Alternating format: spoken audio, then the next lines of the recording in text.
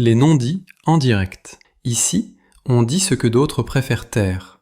Sans hystérie, sans fioriture. On décortique les déclarations clés, les faits et leurs conséquences, clairement, point par point, pour comprendre ce qui se passe et où ça mène. Si ce format vous plaît, abonnez-vous dès maintenant, mettez un like et laissez votre avis en commentaire. Votre opinion compte. Professeur Mearsheimer, bienvenue ici. Mon cher ami, merci comme toujours d'avoir organisé mon emploi du temps. À votre avis, quels étaient les principaux objectifs de la visite rapide du Premier ministre Netanyahu à Washington hier? Comment convaincre Donald Trump de renoncer à une solution négociée avec l'Iran? Je pense que c'est l'objectif principal. Je veux dire, lui et beaucoup d'autres Israéliens qui partagent ces sentiments ont toujours pensé que conclure un accord avec l'Iran est une perte de temps parce qu'on ne peut pas faire confiance aux Iraniens. Ils vont briser l'accord. Cependant, une approche globale nécessite que l'accord inclue non seulement l'enrichissement nucléaire, mais aussi les missiles balistiques ainsi que les liens iraniens avec le Hezbollah et le Hamas pour un retour durable. Donc, si vous allez négocier, il y a trois grandes exigences qui préoccupent vraiment les Israéliens. Le problème qu'ils voient, c'est que sur deux de ces trois exigences, l'administration Trump est prête à les retirer de la table. Il s'agit de la menace de missiles balistiques contre Israël et du soutien iranien au Hamas et au Hezbollah. Il ne vous reste que la question de l'enrichissement nucléaire. Là, Trump pourrait même être prêt à céder d'une manière inacceptable pour les Israéliens qui insistent pour éliminer toutes les installations d'enrichissement nucléaire et les Iraniens disent que nous en voulons. Il paraît que Trump penche en faveur des intérêts iraniens dans cette situation difficile. Ainsi, les Israéliens se retrouvent face à des défis importants à surmonter. Au fil du temps, les Israéliens ont-ils réellement accru leurs exigences dans l'espoir d'un compromis entre les États-Unis et l'Iran? Le J.C. Paul est-il déchiré? Ce qui me semble stupide, c'est encore plus improbable, ou encore plus improbable, je devrais dire. Je remarque une intensification dans les revendications israéliennes sur les missiles et les soutiens au Hamas et au Hezbollah, qui ont effectivement grandi avec le temps. Comme vous vous souvenez de la guerre des 12 jours l'année dernière, je pense que les Israéliens ont été surpris par l'efficacité des attaques de missiles balistiques iraniens contre Israël. Ils prennent conscience d'un défi complexe et encore imparfaitement compris auquel ils doivent faire face. Comme nous l'avons dit, le 14 janvier de cette année, lorsque le président Trump semblait prêt à attaquer l'Iran, c'était Benjamin Netanyahu qui l'a appelé et lui a demandé de ne pas attaquer, en grande partie parce qu'Israël pensait à l'époque qu'il ne pouvait pas se défendre contre les missiles balistiques. La question des missiles balistiques est donc devenue, comme le disent les Israéliens, une menace existentielle pour eux.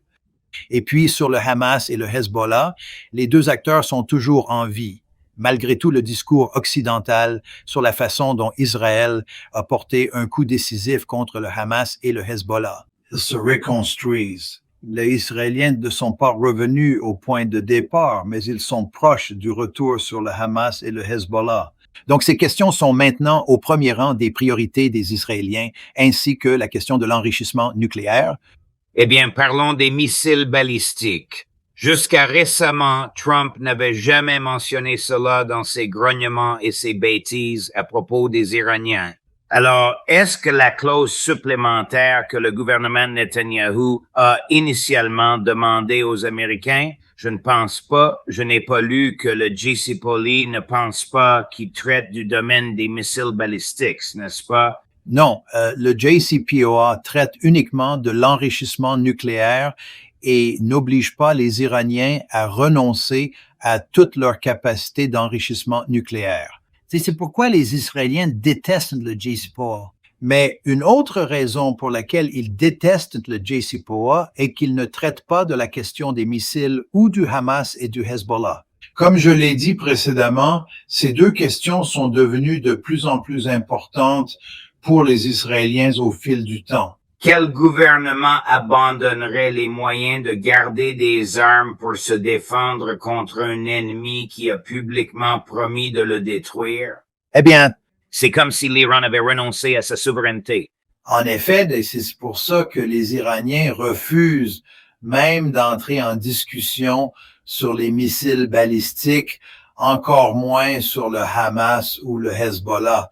C'est ce qui cause tant de souffrance à Israël. Cela les a profondément attristés. Ensuite, lorsque vous passez à la question de l'enrichissement nucléaire, il semble que le président Trump se dirige effectivement vers une version améliorée du JCPOA, peu importe ce que cela signifie, ce qui irrite encore une fois les Israéliens parce qu'ils veulent se débarrasser complètement de la capacité d'enrichissement nucléaire. Je pense que ce qui s'est passé hier quand le premier ministre Netanyahou est allé à la Maison-Blanche, c'est qu'il s'est rendu compte, après avoir parlé au président Trump, que non seulement Trump continuerait à négocier, mais qu'il ne traiterait pas de la question des missiles balistiques ou du Hamas, du Hezbollah.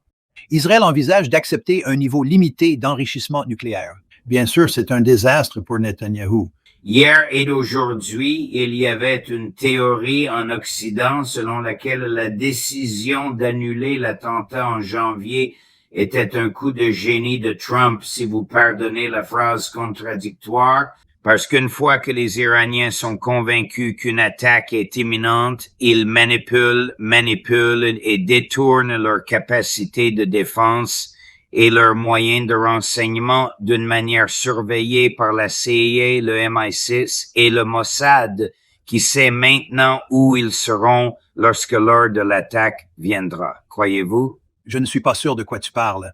En d'autres termes, nous avons annulé l'attaque afin que nous puissions comprendre à quoi ressemblerait la cible à l'avenir. Eh bien, cette théorie que j'ai rejetée, mais que les amis m'ont repoussée, c'est en voyant l'attaque qui est devenue évidente, les Iraniens y ont réagi. Cette attaque n'a jamais été réelle, mais semble l'être. Leur réaction nous dit ce qu'ils feront quand une vraie attaque arrive. On sait donc ce qu'ils vont faire, du moins en théorie. Est-ce que ça a du sens pour vous? Pas exactement. Je pense que les Iraniens sont assez intelligents pour savoir qu'ils feront quelque chose de différent la prochaine fois, parce que les Américains et les Israéliens ont vu ce qu'ils ont fait la dernière fois. Oui. Israël doit savoir qu'il ne peut pas attaquer l'Iran seul. Il ne peut pas traiter l'Iran comme il l'a fait avec le Liban. Syrie. C'est exact. Les États-Unis n'ont pas de stratégie définie pour gagner la guerre. Il est essentiel de garder en tête ce manque de clarté stratégique, trait que Trump semble avoir compris profondément. Vous ne pouvez jamais être absolument sûr de Trump, vous et moi le savons très bien. Mais je pense que Trump a compris qu'il ne peut pas utiliser la force militaire, gagner une victoire rapide et décisive, gagner. Il n'est même pas clair qu'il puisse gagner dans une guerre longue, une guerre éternelle. Mais, étant donné sa situation avec les sondages, la dernière chose dont il a besoin maintenant est une guerre éternelle. Donc, je pense que Trump est en train de renoncer très lentement, mais régulièrement à l'utilisation de l'armée. C'est vrai? À votre avis, il n'existe pas de solution militaire rationnelle et viable adaptée à ce que Netanyahou envisage pour Trump. C'est un point crucial à noter ici. Iran, aucune solution militaire n'est envisageable. Les solutions politiques priment. Une révision du JCPOA apparaît comme la seule issue concrète, favorisant un rapprochement possible entre les parties prenantes, dont les États-Unis et Israël, vis-à-vis des Iraniens. L'idée que vous pouvez résoudre ce problème par des moyens militaires est illusoire. Tu n'aurais pas pu le faire. Comme je voudrais le dire, toutes ces personnes ont proposé Israël et les États-Unis comme l'un des deux pays qui ont attaqué l'Iran, mais n'ont jamais fourni aucune stratégie ou aucun plan ou aucune explication. S'il vous plaît, dites-moi quels sont les objectifs et comment l'I nous a permis d'atteindre des objectifs spécifiques. On n'a rien entendu. Les gens disent simplement, vous savez, si nous utilisons la force militaire maintenant, nous avons une fenêtre d'opportunité. Cela produira des résultats fantastiques, mais ils ne révèlent jamais les détails de sa réalisation. La vérité est que cela ne peut pas arriver. Voici Truth Social du président Trump la nuit dernière. Certaines de ces choses sont absurdes, mais elles transmettent au moins ce qu'il veut que le peuple américain comprenne. Je viens de conclure une réunion avec le premier ministre israélien Benjamin Netanyahu et plusieurs représentants. Une très belle rencontre avec des liens solides entre nos nations. Aucun accord définitif n'a été conclu, à part mon insistance pour que les négociations avec l'Iran se poursuivent pour voir si un accord peut être conclu. Si possible, je dirais au premier ministre que ce sera une priorité. Sinon, nous analyserons les résultats possibles. La dernière fois, l'Iran a préféré éviter un accord et en a subi des conséquences sévères. Espérons plus de responsabilité cette fois-ci. Nous avons aussi évoqué les avancées à Gaza et dans la région amenant une paix réelle au Moyen-Orient. Merci pour votre intérêt à ce sujet. Restez chez Chris pendant 1 minute. Il n'y a pas de paix au Moyen-Orient. L'Iran n'a rien décidé de faire la dernière fois. Les États-Unis ont décidé de bombarder les négociateurs iraniens sur leur chemin vers le lieu des négociations. Est-ce que j'ai le droit? Absolument, il n'y a aucun doute. Mais je pense que c'est un message social très éclairant et authentique du président Trump. Tout d'abord, il a dit que c'était juste une très bonne réunion. Comme vous le savez, il utilise un langage exagéré pour décrire presque tout. À propos de la rencontre entre les États-Unis et d'Israël, dire que c'était une très bonne rencontre, vous dire que ce n'était pas une bonne rencontre. Puis il n'a rien dit. Ce sont ses mots. La réunion n'a abouti à aucun résultat définitif. Puis il a dit qu'il insiste sur l'insistance du président Trump sur la poursuite des négociations, ce qui vous dit que Benjamin Netanyahu est opposé à la poursuite de ces négociations et qu'il a dit que si les négociations échouaient, nous observerions les conséquences. Rien n'a été mentionné concernant un recours à la force dans ce cas. Tout à fait, votre analyse est perspicace et précise. Ces observations sont parfois fascinantes et très éclairantes. Je pense que ce langage est important, surtout quand vous considérez à quel point il est généralement exagéré. Oui, c'est le premier ministre Netanyahu sur le tarmac avant de monter à bord de l'avion pour retourner en Israël. C'est une affirmation très intéressante. Ce produit a été réalisé à l'aéroport international de Dulles aux États-Unis en hébreu et non en anglais. Je ne comprends pas bien ce que Max Blumenthal veut transmettre. Netanyahu s'exprime souvent plus directement en hébreu qu'en anglais. Par le biais d'une traduction assistée par une intelligence artificielle, nous aurons l'occasion de l'écouter. Chris Mambasese. Je viens de terminer une courte mais importante visite à Washington pour parler à notre grand ami, le président Trump. Nous avons une relation très proche, très sincère et très ouverte entre nous. Bien entendu, les discussions ont porté sur plusieurs sujets. En fait, dans les négociations avec l'Iran, le président pense que les Iraniens savent déjà avec qui ils ont affaire. Il estime que les conditions qu'il crée, combinées à la certitude qu'ils comprennent qu'ils ont commis une erreur en ne parvenant pas à un accord la dernière fois, pourraient conduire à des conditions pour un bon accord. Il veut mon avis. Je vais être franc avec vous. J'éprouve une certaine réserve quant à la faisabilité d'un excellent accord avec l'Iran. Mais je dis que s'il y a un accord, alors il doit inclure des éléments qui sont très importants de notre point de vue, du point de vue d'Israël, et à mon avis, pas seulement du point de vue d'Israël. Cela inclut non seulement les aspects liés au nucléaire, mais également des questions telles que les missiles balistiques et les alliances d'agences iraniennes. Eh bien, je dirais que c'était l'essence de la conversation, bien qu'elle porte également sur Gaza et la région dans son ensemble, et d'autres questions générales. To a liar arose. De façon peut-être prévisible, ce langage corporel s'accorde avec ce que vous voyez bien souvent chez Trump dans Truth Social.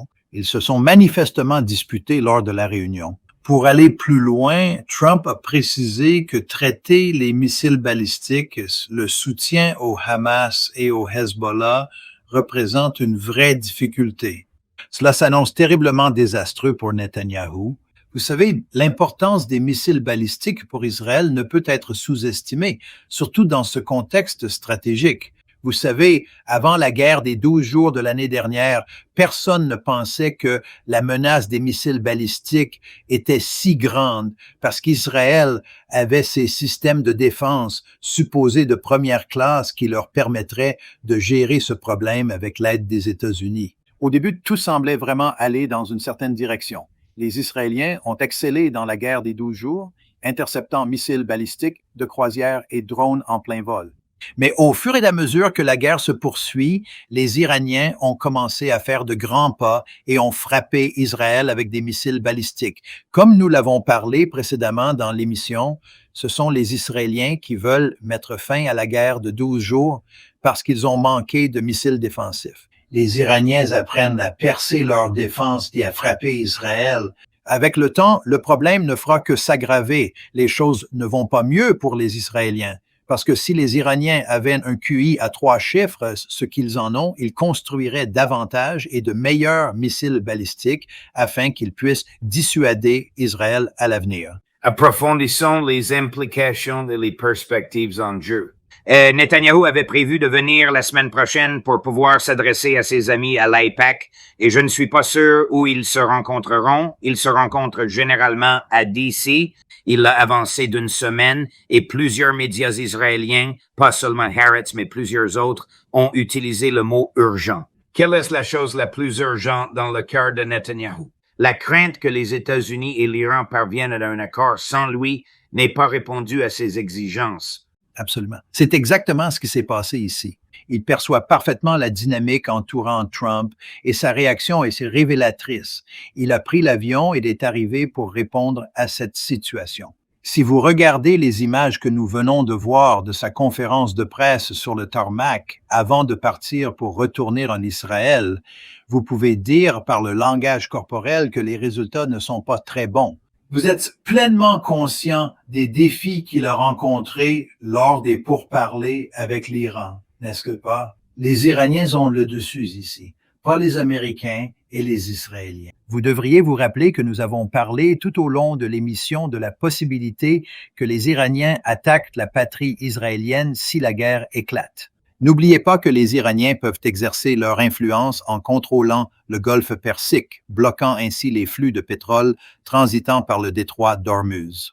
Un quart des ressources mondiales en pétrole et en gaz naturel proviennent du golfe Persique, ce qui souligne son importance capitale. Par conséquent, si les Iraniens la ferment, cela aura un impact négatif énorme sur l'économie internationale. Vous savez, la façon dont le pétrole est négocié, les négociants de pétrole parient toujours sur l'avenir, sur les prix futurs. Juste la fermeture du détroit d'Ormuz. Bien que les États-Unis disposent d'un grand nombre d'oléoducs et d'essence que les gens peuvent mettre dans leur voiture, la simple fermeture du détroit d'Ormuz ferait monter en flèche les prix du gaz naturel aux États-Unis et en Europe occidentale. Et il y en aura toutes sortes. Otter? Oui, c'est vrai. C'est vrai, c'est vrai. Maintenant, nous venons de voir Netanyahou sembler malheureux. Nous présentons ici une personne affichant une grande assurance, Chris Rick Sanchez, mon ancien collègue de Fox News, qui travaille actuellement avec Russia Today pour interviewer le ministre des Affaires étrangères d'Iran. Avez-vous besoin que M. Trump vous le dise personnellement? Celle-là. Parce que c'est lui qui a rompu sa parole la dernière fois. Nous avons impérativement besoin de garanties solides et objectives pour prévenir efficacement tout risque de répétition de la même situation préoccupante. Les États-Unis n'ont pas utilisé la force pour résoudre leurs différends avec d'autres pays ou avec l'Iran. Du moins, c'est un point de vue juste. Ils ont essayé une fois l'année dernière et ils ont échoué. Le programme nucléaire iranien ne peut être anéanti par des bombardements, car c'est une technologie que l'Iran a développée de manière autonome et pleinement maîtrisée. Il n'y a donc pas d'autre solution qu'une solution diplomatique. Il n'y a pas d'autre solution que diplomatique. Qu'est-ce que tu veux dire? Je crois que je savais que la même scène ne se reproduirait pas. Eh bien, la dernière fois que vous vous souvenez, nous avons trompé les Iraniens en pensant que nous étions impliqués dans des négociations sérieuses et au lieu de cela, les Israéliens ont lancé une attaque le 13 juin, capturant les Iraniens et causant des dommages importants en décapitant les dirigeants. Ils ont éliminé plusieurs scientifiques et un général. Ils ont assassiné des figures politiques et comme l'a indiqué le ministre des Affaires étrangères, cela ne se répétera probablement pas. Nous avons retenu la leçon. Je crois que c'est vrai. Bien qu'ils aient surpris auparavant, ils n'ont pas obtenu de victoire significative. Vous savez, pour parler brièvement de toute l'attaque sur les installations nucléaires pendant la guerre de 12 jours, vous vous souvenez quand le président Trump a dit que nous avons détruit leur capacité nucléaire? Mon Dieu, il a utilisé le mot FSR 1000 fois. Oui, il l'a fait. Mais Vous savez, il y a eu une grande histoire dans le Jerusalem Post ce matin parlant d'une installation d'enrichissement nucléaire que les Iraniens construisent maintenant sur une montagne appelée Pitchfork. C'est Pitchfork Hill. La montagne Pitchfork se trouve à environ 1600 mètres au-dessus du sol. Voilà sa hauteur, 1600 mètres. Eh bien, Faldo, vous souvenez-vous du Faldo que nous avons attaqué, qui était la cible la plus difficile imaginable à l'époque? Le Fordo mesure 160 mètres de haut et la fourche entre 16 et 8 mètres de haut. C'est une différence de 67,5%. OK, cela signifie que les Iraniens construisent maintenant simplement un nouveau site pour remplacer Fordo. Une attaque de notre part semble presque irréalisable. C'est le problème auquel vous êtes confrontés. Vous ne fermez pas cette capacité d'enrichissement nucléaire. Vous pourriez faire sauter un site, ils en construiront un nouveau, et le résultat final est qu'ils pourraient un jour posséder des armes nucléaires parce qu'ils pourraient penser que la seule façon de se protéger est la dissuasion nucléaire. Mais l'idée que les forces de défense israéliennes ou l'armée américaine puissent intervenir, même s'ils travaillent ensemble pour éliminer le problème une fois pour toutes, n'est qu'une illusion. Ce nombre de kilomètres, Chris vient de le calculer. Environ kilometer de distance. C'est 5 tonnes 249 pièces. Un mile fait précisément 5 tonnes 280 pièces, donc légèrement différent. C'est énorme. Oui, c'est 67. J'ai fait les calculs détaillés. Elle est exactement 67% plus haute que la montagne où Fordo est située.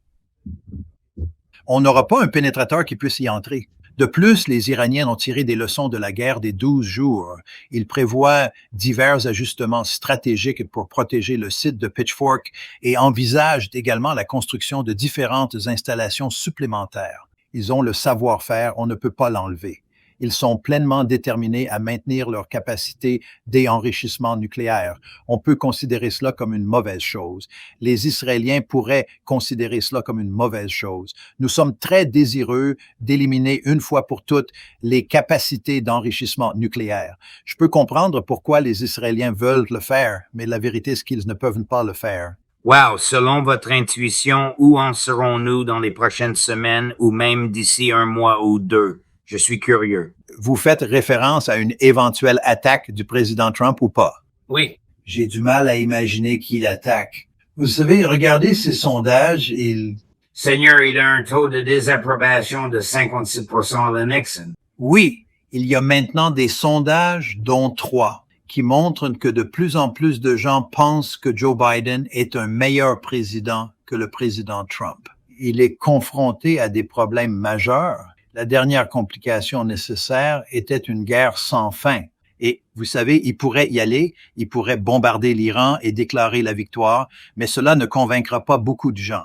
S'il y participe, il doit le faire sérieusement, car il est impliqué dans un conflit interminable. Ce n'est pas dans son intérêt.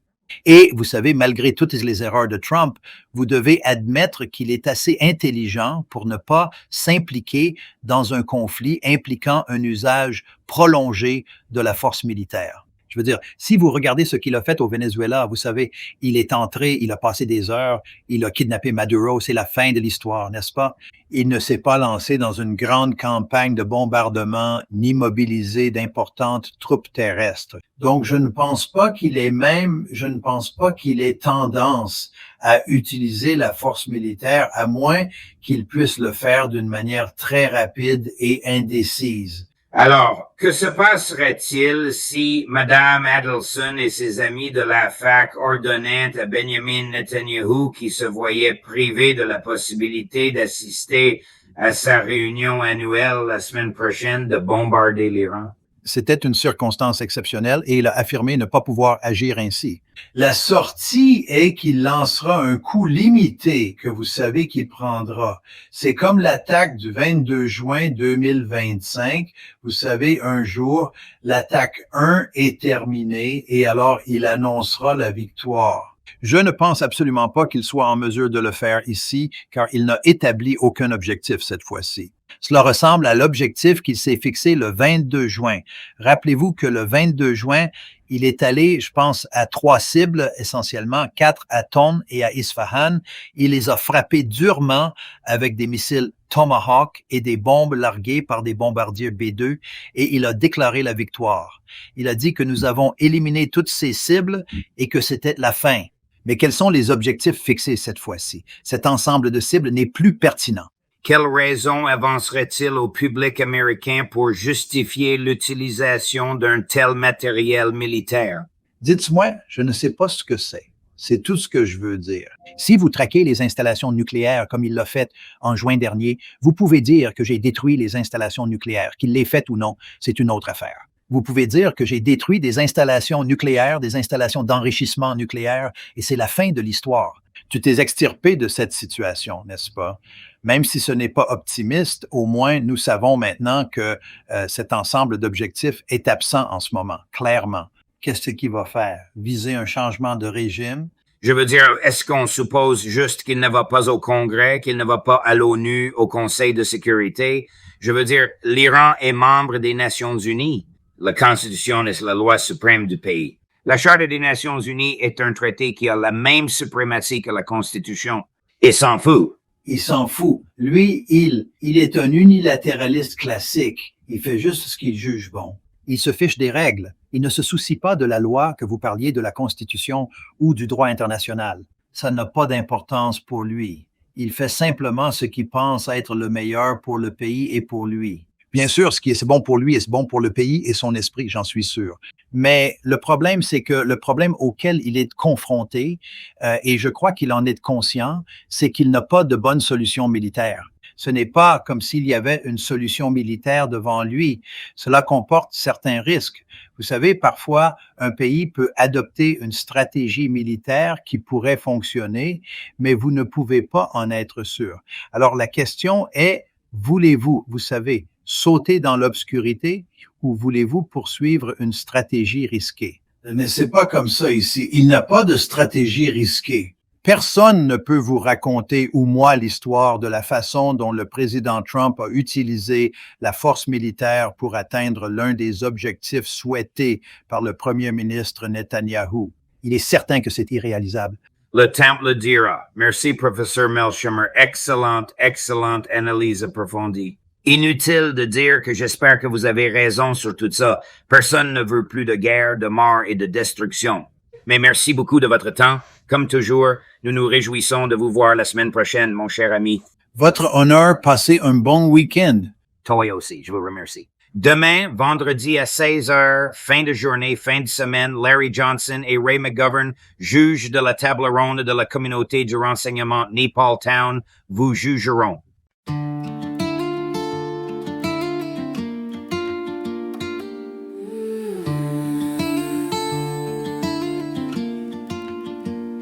Dans le bruit des écrans, les ombres font la loi. Des titres qui s'allument puis s'éteignent sans voix. On lit entre les lignes, on suit le fil discret. Les mots qu'on n'a pas dit, les gestes qu'on promet. La nuit porte des preuves, des signes à moitié.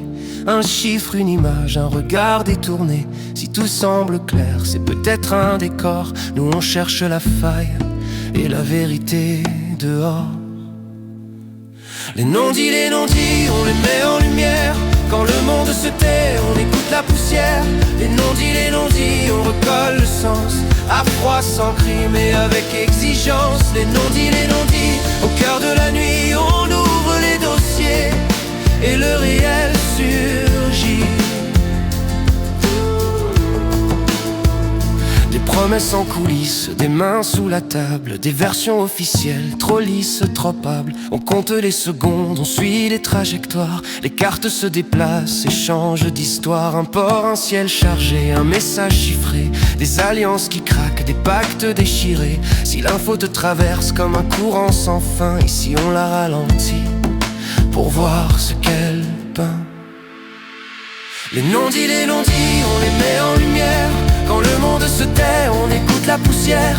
Les non-dits, on recolle le sens. À froid, sans cri, mais avec exigence. Les non-dits, au cœur de la nuit, on ouvre les dossiers et le réel surgit. On ne vend pas des peurs, on cherche des repères. On sépare le bruit des faits, la scène du mystère. Chaque phrase a son prix, chaque silence un poids. Mais la vérité respire quand on tient le cap droit. Regarde bien la trame, derrière le spectacle. Les détails sont des clés et les angles des actes. Si tu veux comprendre au lieu de simplement croire, reste avec nous, on remonte le miroir. Les non-dits, on les met en lumière. Quand le monde se tait, on écoute la poussière. Les non-dits, on recolle le sens. À froid, sans cri, mais avec exigence. Les non-dits, au cœur de la nuit, on ouvre les dossiers et le réel surgit.